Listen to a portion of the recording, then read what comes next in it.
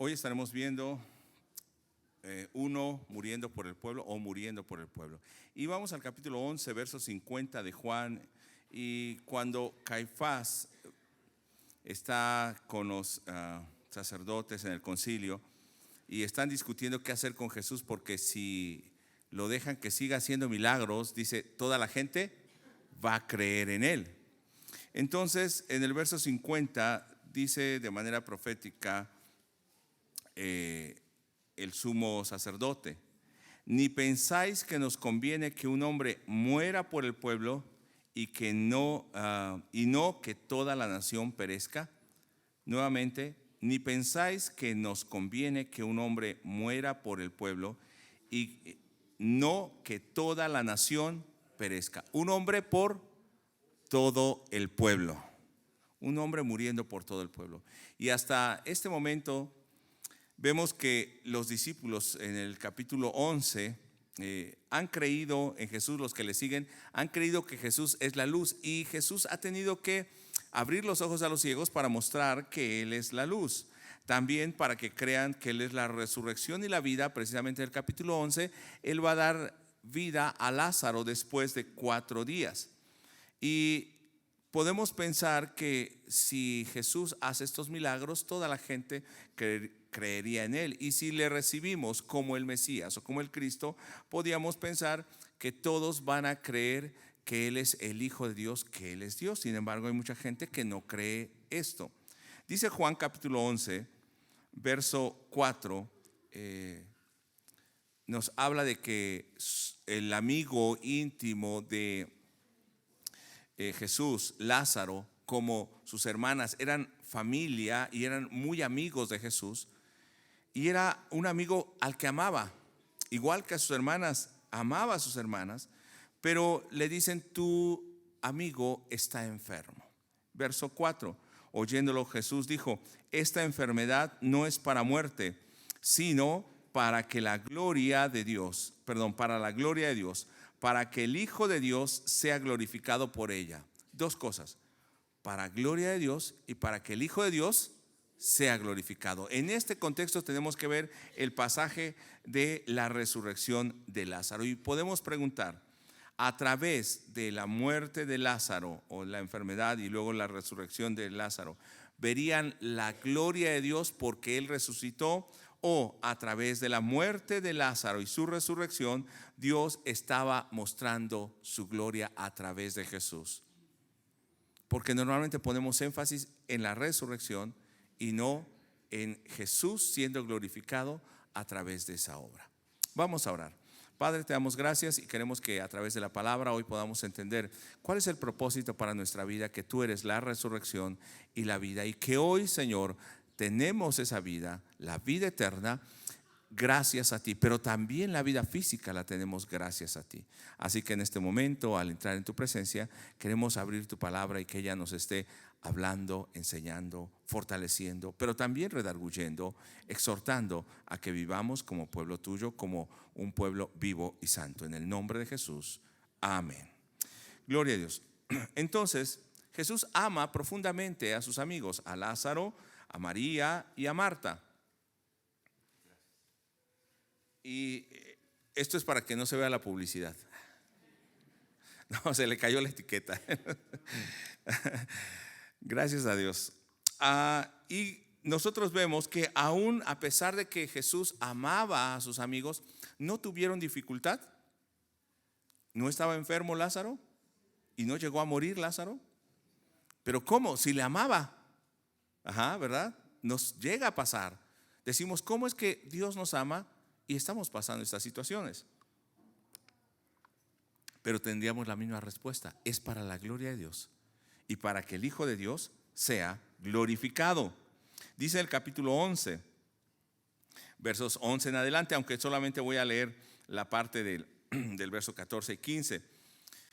Cuando les dice, bueno, ya le informan que está enfermo, y él no va luego, sino que se espera un tiempo. Y de hecho, cuando llegan, no estaba tan distante. Cuando llegan ya tenía 4 días de muerto. ¿Por qué Jesús hizo esto? Señor, yo esperaba que tú respondieras prontamente y no me has respondido. ¿Por qué me permites pasar por esta situación? Y Jesús claramente les dice en el verso 14, Lázaro ha muerto. Pero lo que dice en el verso 15 debe ser importante para nosotros también. Y me alegro por vosotros de no haber estado allí para que creáis, mas vamos a él. O sea, era el propósito de Jesús que muriera. ¿Cómo? ¿Cómo va a ser el propósito de Dios que estemos pasando por estas dificultades? Porque si no, Él no podría mostrar su gloria. Porque si no, le aseguro que muchos de nosotros no estaríamos aquí, no buscaríamos al Señor si no tuviésemos necesidad de Él. Andaríamos en nuestra vida común sin darnos cuenta que necesitamos al Señor. Y la actitud normal, y yo le llamo la duda razonable de las personas, es: en mi situación, ¿por qué Dios permite eso? Y la pregunta, no sé si usted lo ha hecho, pero mucha gente dice: ¿por qué a mí? ¿O no? ¿No lo ha pensado usted cuando le pasa algo? ¿Por qué a mí? Yo le diría la pregunta negativa: ¿por qué no a usted? O sea, si usted dice ¿por qué a mí? Pero ¿por qué no a usted? Si todo mundo sufre, todo mundo pasa por problemas, ¿por qué yo no he de pasar por esas dificultades?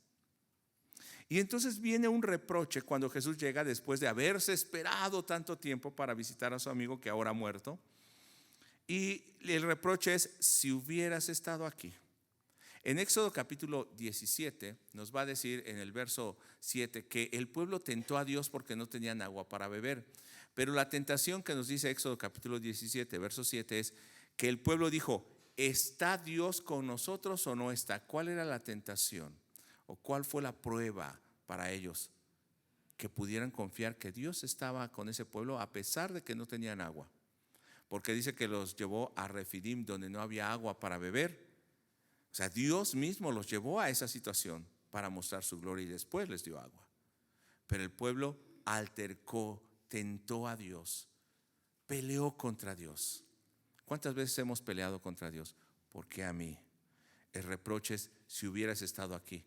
Y ese "si hubieras estado aquí" es duda, pero no es aunque yo le llamé duda razonable, pero es una duda totalmente presente. Lo que le decimos es: tú no estabas aquí cuando te necesitaba. Hay cantantes que dicen: dímelo Dios, quiero saber por qué hay hambre en la tierra, por qué esto, por qué el otro. Hay muchos que dicen: si Dios nos amara tanto, Dios no permitiría las guerras ni estas situaciones.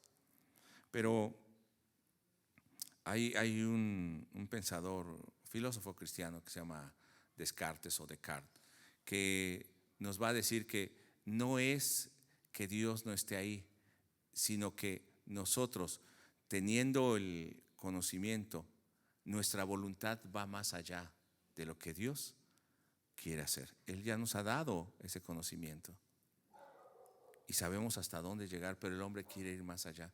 Y el hombre, en su afán, ¿qué ha hecho? Las guerras, la injusticia, todo lo demás.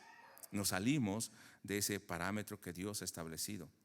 Y viene el reproche porque Jesús no estuvo ahí y murió. Ya lleva 4 días de muerto. Primero vamos al capítulo 11, verso 21. La hermana mayor, Marta, la que siempre estaba afanada con todas las cosas. Y entonces cuando llega Jesús, le dice en el verso 21: Señor, si hubieses estado aquí, mi hermano no habría muerto. Es un reproche o una duda hasta cierto punto razonable de decir: si hubieras estado en el tiempo cuando te necesitaba, estas cosas no habrían pasado. ¿Cuántos le hemos reclamado a Dios así? Aparte de mí. No diga que usted no. Todos lo hemos hecho. Yo creí que me ibas a ayudar en este momento. Si hubieses estado aquí, mi hermano no habría muerto. El diálogo que está mostrando o quiere revelar por qué Jesús no llegó en ese momento. Recuerda que le dijo a sus discípulos: me alegro que no hayan estado ahí, pero es para mostrarme, no como un sanador, como alguien que sana solamente al ciego, como un ¿cómo le llaman? Curandero, ¿no? Como mucha gente tiene. Y dice, no le importa si es Dios o es el otro, pero que esté sano. Porque la gente eso es lo que hace, busca su paz, busca su bienestar. No le importa si viene de Dios o no. Pero aquí Jesús se quería mostrar no como el sanador. No es que solamente resucite muertos, sino Jesús quiere revelarse. Recuerda que nos había dicho antes, les dice a ellas, pero desde el principio que ha dicho en Juan 1, que Él es la vida. Y en Juan 11, ¿qué dice? Verso 25 en adelante, que hemos estado repitiendo. Yo soy la resurrección y la vida. El que cree en mí, aunque esté muerto, vivirá. Pero parece que, aunque ellos sabían esto, porque de hecho Marta es la que confiesa esto, lo sabe y hasta cierto punto lo cree, pero tiene una duda. Y yo le llamaba duda razonable, porque muchos hemos pasado por esto. Creemos en la palabra de Dios, creemos en Jesús como el Señor, pero cuando vienen las circunstancias, ¿qué hacemos? Empezamos a decir, yo quisiera que tú actuaras de esta manera. Eso es duda. No hubieras permitido que pasara por esto. Eso es duda, es falta de fe. Y falta de fe, ¿qué es según la Biblia? Es pecado. Muchas veces Dios tiene que actuar de esta manera para que nuestra fe sea confirmada. Jesús dijo en el capítulo 11, verso 23, le dice a Marta, tu hermano resucitará. Y nosotros sabemos que nuestros seres queridos que ya han partido resucitarán. Y aún así no nos dolemos, no lloramos por ellos. Sabemos que esta vida es pasajera y no a veces nos aferramos a ciertas cosas.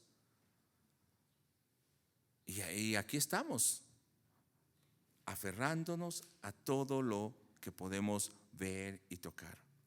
Tu hermano resucitará. Y ella le dice, yo sé que resucitará, pero ese yo sé, ese pistis o fe es limitado, hasta llega a una fe humana, una fe que todavía está con la razón, pero es una fe que tiene que ser probada y que debe asentarse en el corazón. Una fe que no reconozca a Jesús solamente como el Cristo y el enviado, y va a decir, sí es el Cristo y es el enviado, sí, pero que lo reconozca como Hijo de Dios y como Dios mismo, no como un maestro, no como un profeta, sino que lo reconozca como la vida eterna. Esa duda razonable muestra que tenemos cierta fe, pero esa fe no ha sido perfeccionada, porque tenemos duda en el futuro. ¿Qué va a pasar después de morir? Pero cuesta creer, y cuesta creer por tres razones. Primero, nos cuesta creer que estamos disfrutando ya de la vida eterna. O sea, estamos en el ya, pero todavía. Bueno, ya estamos disfrutando de la vida eterna y decimos, entonces todo tendría que ser perfecto, porque Jesús resucitó y nos resucitó del pecado y de la muerte. Tenemos salvación, ¿cierto? Entonces estamos disfrutando de la vida eterna. Aún falta lo perfecto, que sería lo último, ¿no? Pero también, segundo, pensamos que el día postrero será cuando muramos o cuando todas las cosas se terminen. Pero el día postrero, según Hebreos capítulo 1, nos dice que con la venida de Jesús han iniciado los postreros días. Y el Antiguo Testamento hablaba de la restauración de Israel cuando viniese el Mesías en los postreros días. Y Jesús entonces ya vino, entonces han iniciado los postreros días. Nos cuesta creer que ya estamos disfrutando de la obra de Jesucristo. El ya, pero todavía.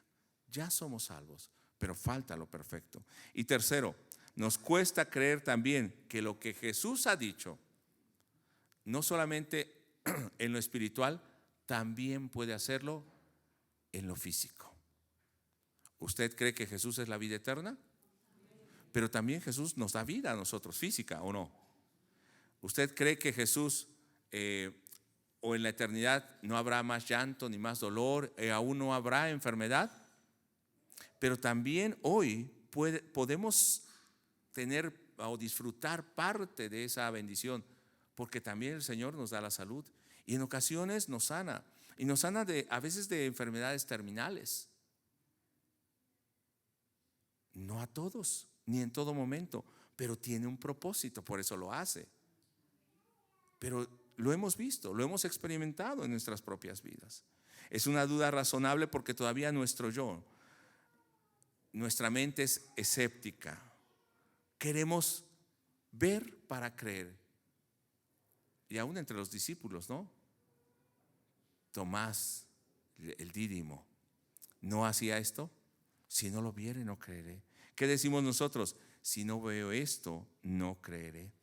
Pero la fe verdadera no es ver para creer. La fe verdadera nos lleva a pensar y a actuar, inclusive cuando veamos las cosas en contra. Abraham creyó a Dios, fue imperfecto, pero creyó a Dios y Dios cumplió su promesa. Y aun cuando él tenía 100 años y su esposa 90 años, ¿alguien tiene 90 años? No, ¿verdad? Pero bueno, acá está Jair, ¿verdad? O que te cambié de nombre. Sí, Franco.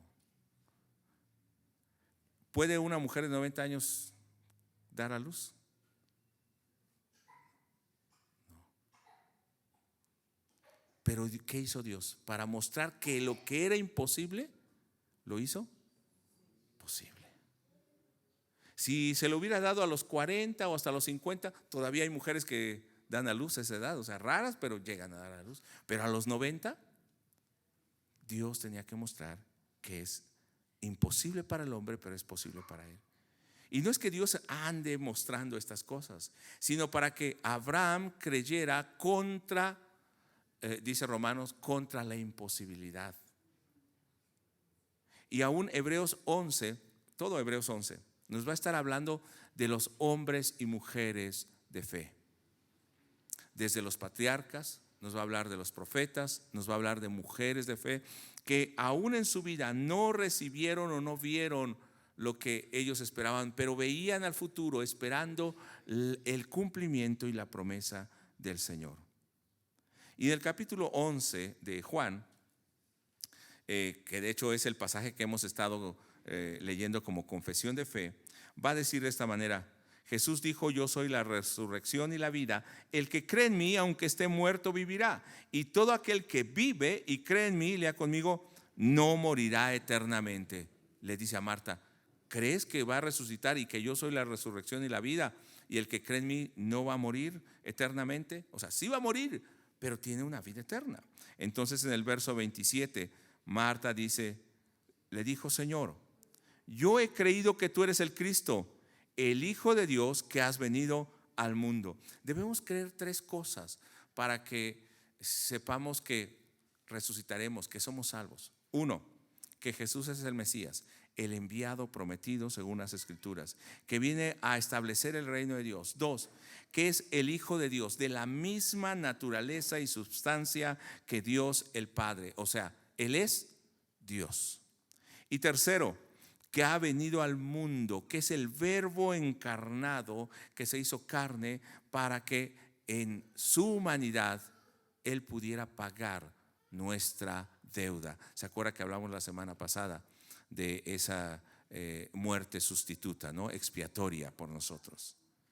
Pero no solamente Marta reprocha a Jesús: si hubieras estado aquí, sino que también van y le dicen a María: Jesús ha venido. Y entonces también María va corriendo a Jesús, pero en lugar de decirle: qué bueno que viniste, Señor, le dice en el capítulo 11 verso 32: María, cuando llegó a donde estaba Jesús, al verle se postró a sus pies diciendo: Señor.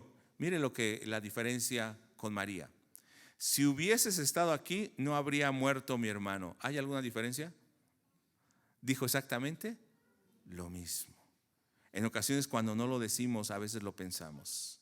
Pero la versión 60 nos dice en los siguientes versos que Jesús se estremeció en espíritu y se conmovió. Y luego nos va a decir un verso, el más cortito de la Biblia: Jesús lloró. Y la gente dijo: lloró porque miren cuánto le amaba, lloró porque había muerto su amigo. No, hermanos. En la Nueva Traducción Viviente y en el original también me gusta cómo lo dice, pero Nueva Traducción Viviente lo traduce más correctamente. Dice: cuando Jesús la vio llorando y vio a los demás, se lamentaba con ella y se enojó. ¿Por qué se enojó? Se enojó en su interior y se conmovió profundamente. Él ha sanado Él ha predicado que es la resurrección y la vida. Ellos han creído que Jesús es el Cristo, pero todavía su mirada, ¿dónde está?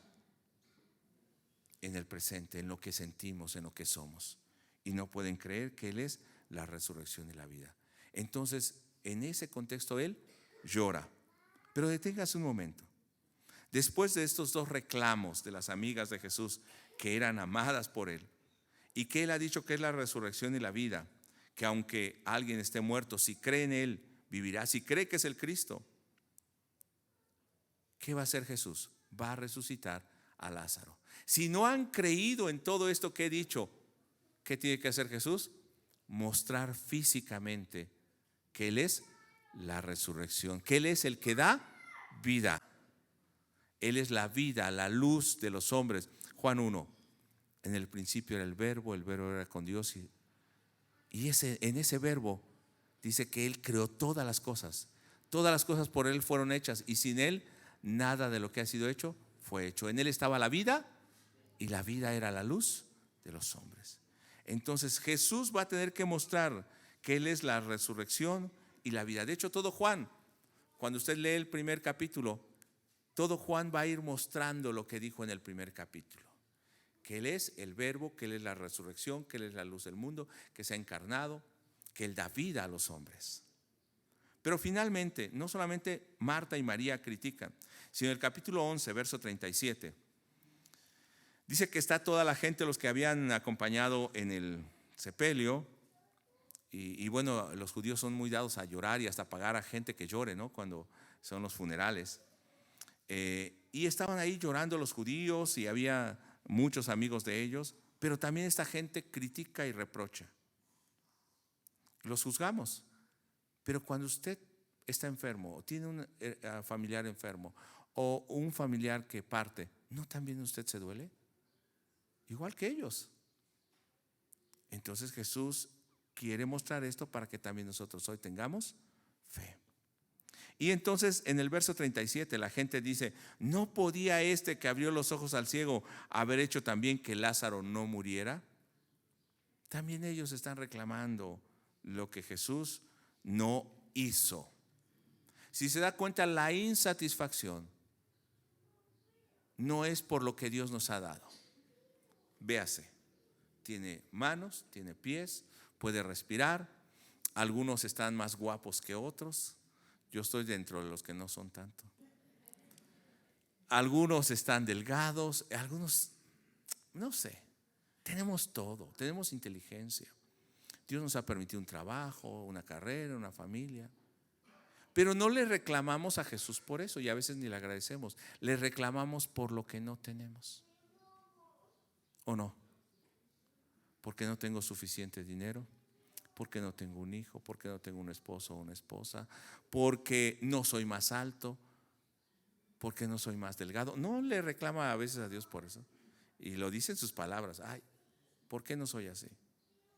Le reclamamos por lo que Dios no nos ha dado, pero nunca nos ponemos a pensar en todo lo que el Señor nos ha dado.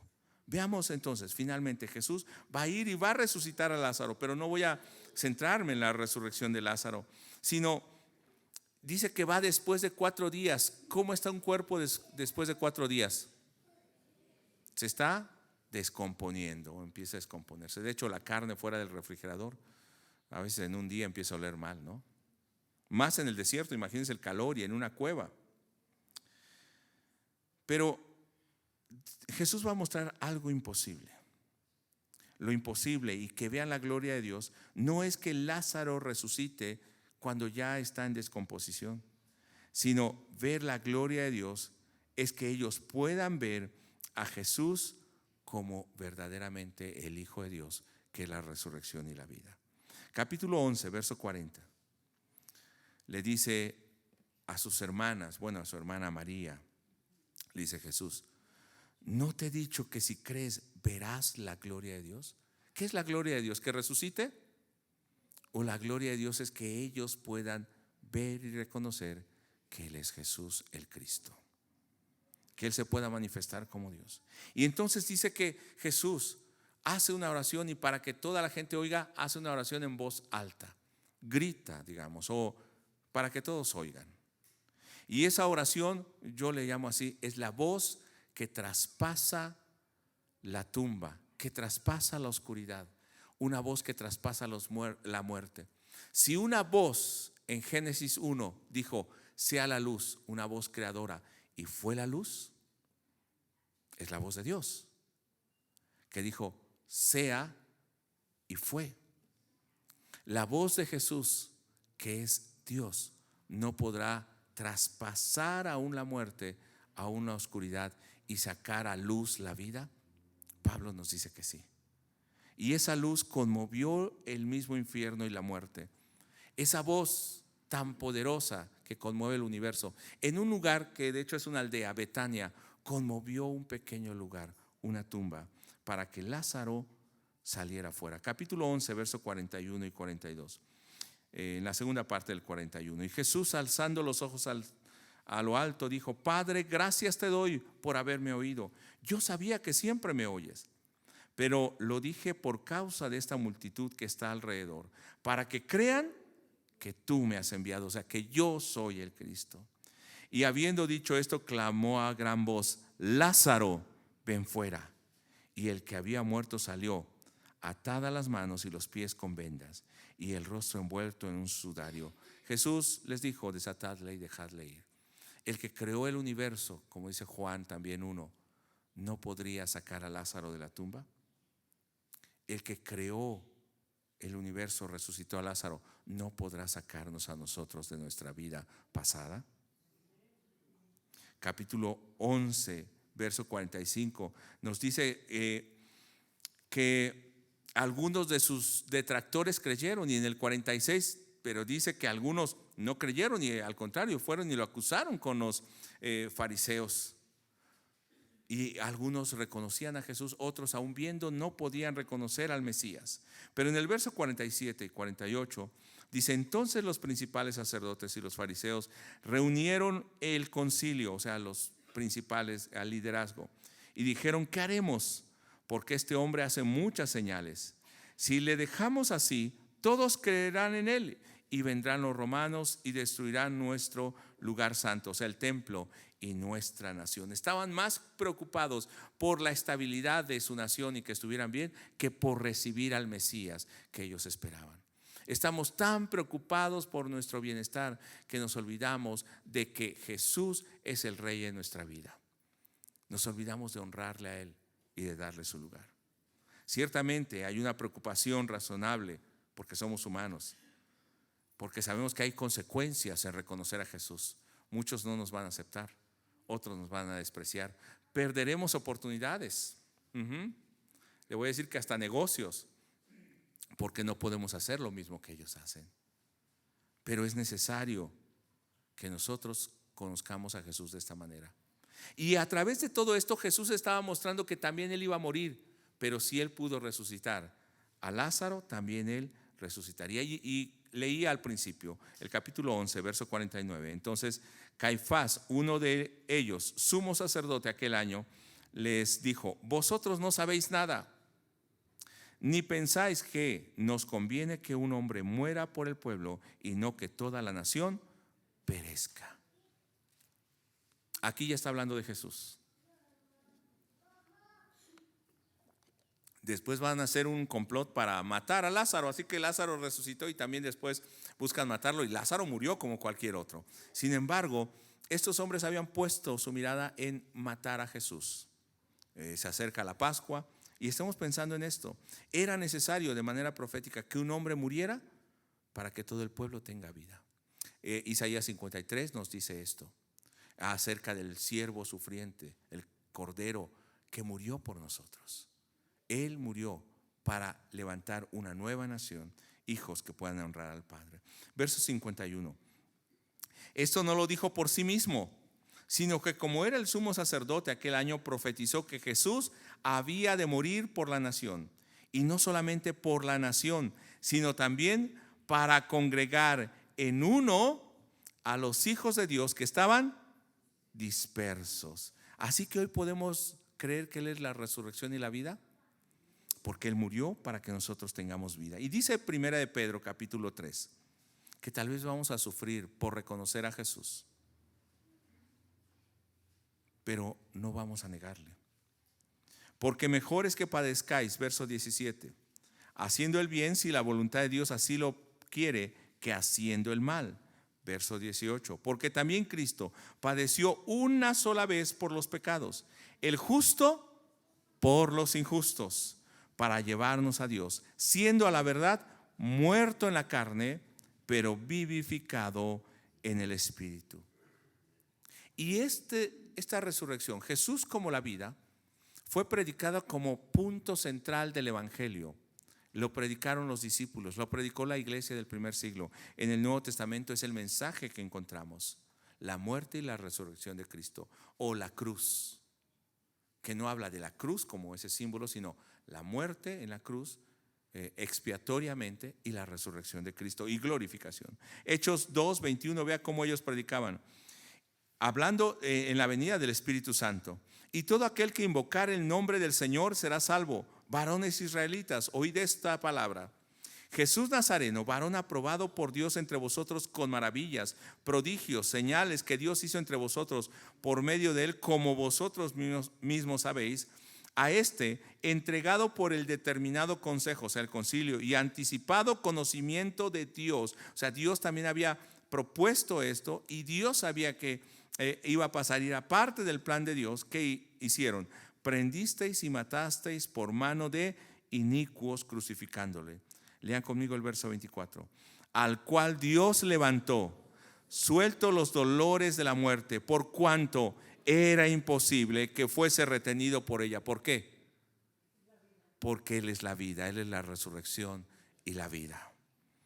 Pero en esa seguridad, en esa fe y en esa confianza, dice Pablo en el capítulo 1, que también nosotros resucitamos con Él. Verso 18, Efesios 1:18.